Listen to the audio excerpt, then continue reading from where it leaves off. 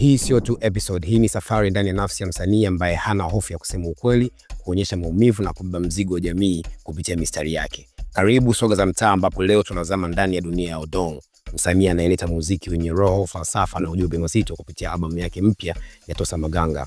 Kama ulikuwa unatafuta meaningful content, basi upo nyumbani. Yo Odong, karibu sana mzee wangu. Shukran sana. Yeah. Hivi ulianza kwa style gani na je umebadilika vipi mpaka leo? Style yangu ya kwanza kidogo imeanzia mbali kwa sababu sio kama nilianza tu. Na by the way mimi sikujua hata kama nitakuja kuwa mwanamuziki kwa sababu mimi nilikuwa naimba tu kwa sababu nilikuwa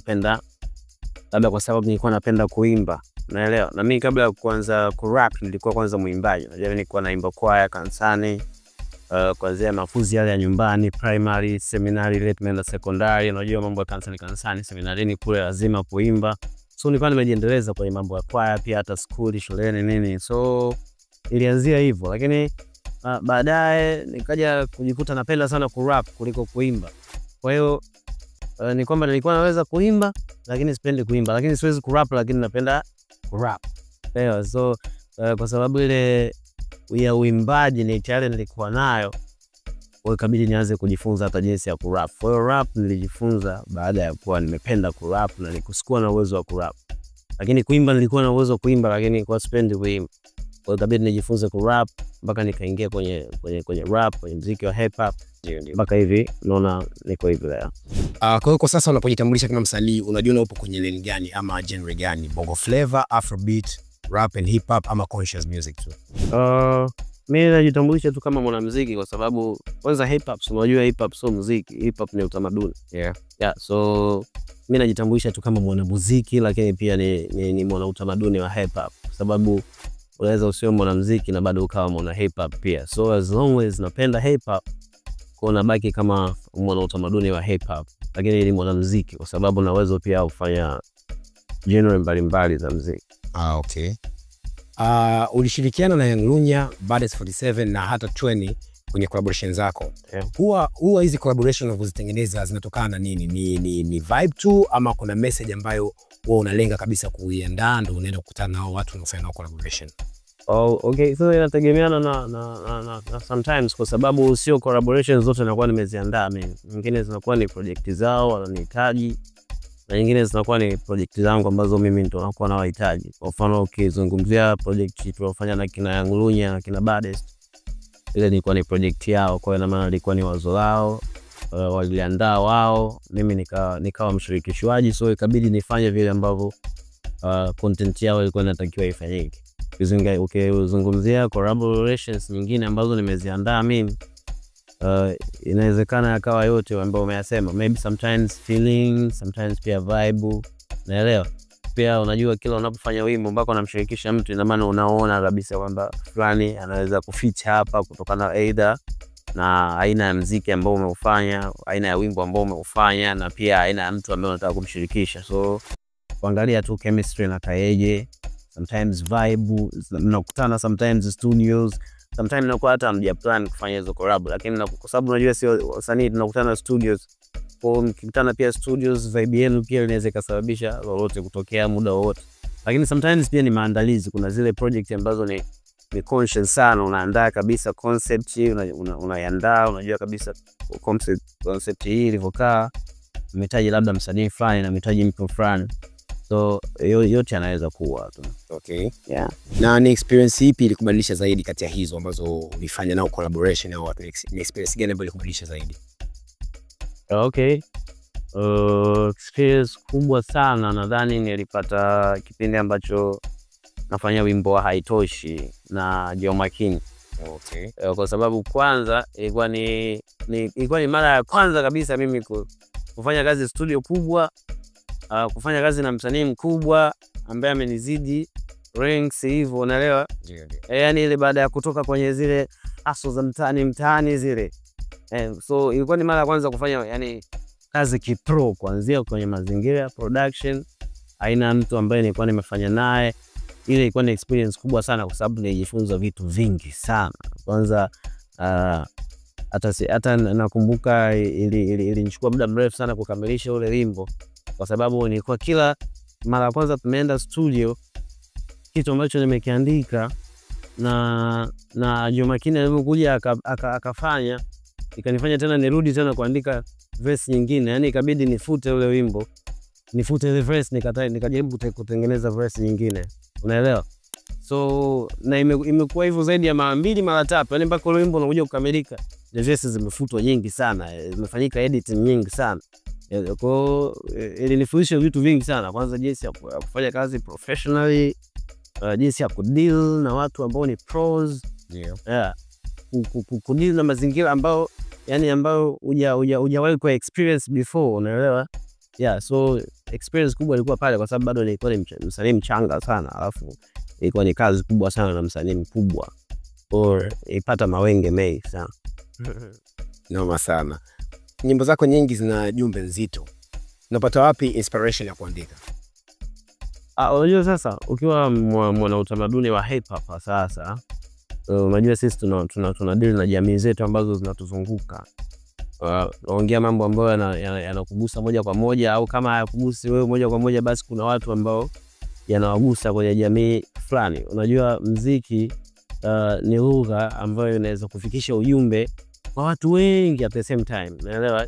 Kwa hiyo kama kuna maybe changamoto tunazipitia katika jamii zetu, na sio changamoto tu, unawezekana sometimes unaongea hata mazuri ambayo yanatokea kwenye jamii zetu.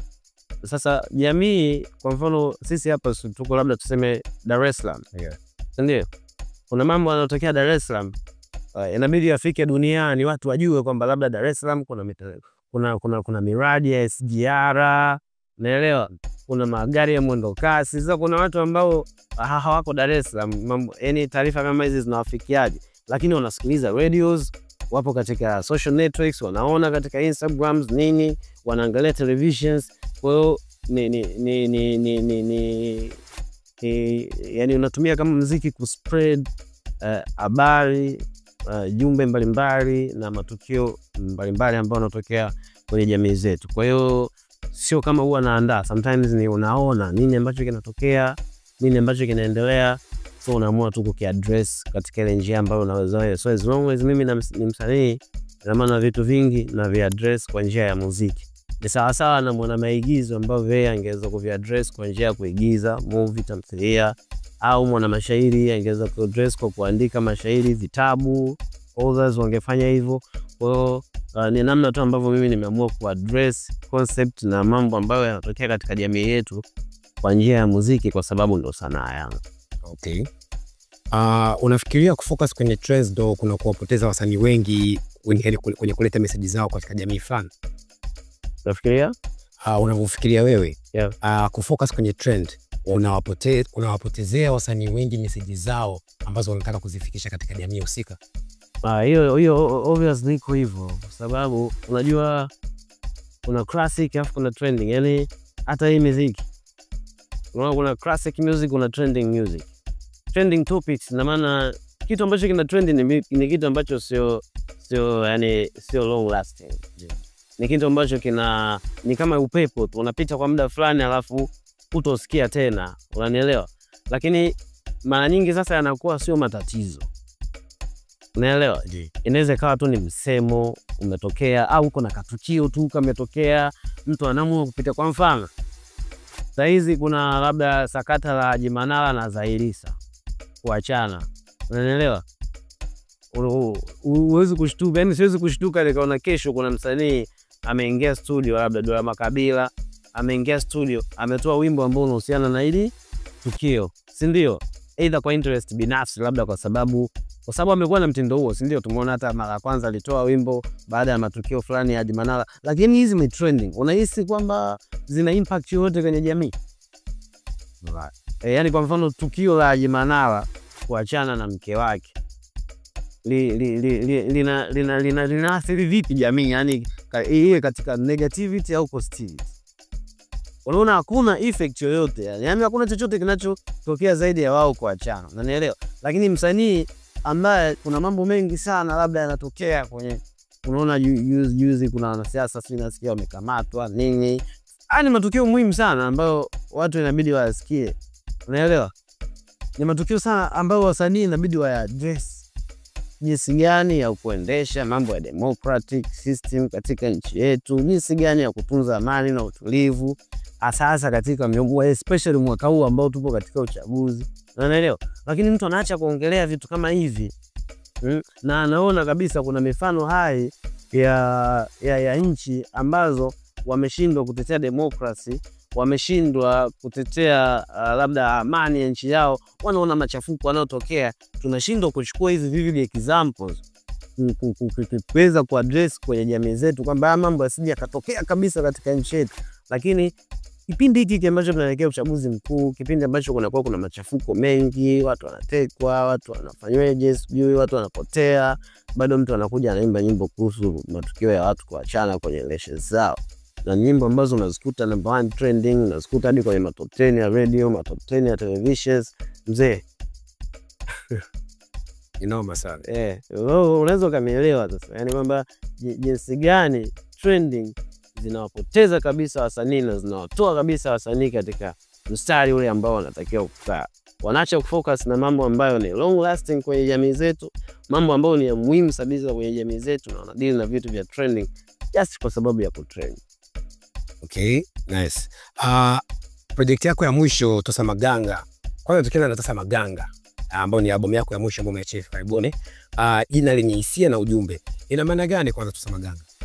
Tosa Maganga, kwanza Tosa Maganga ni neno la kwetu. Mimi ni Muhehe. Kwa hiyo Tosa Maganga ina maana ya tupa mawe.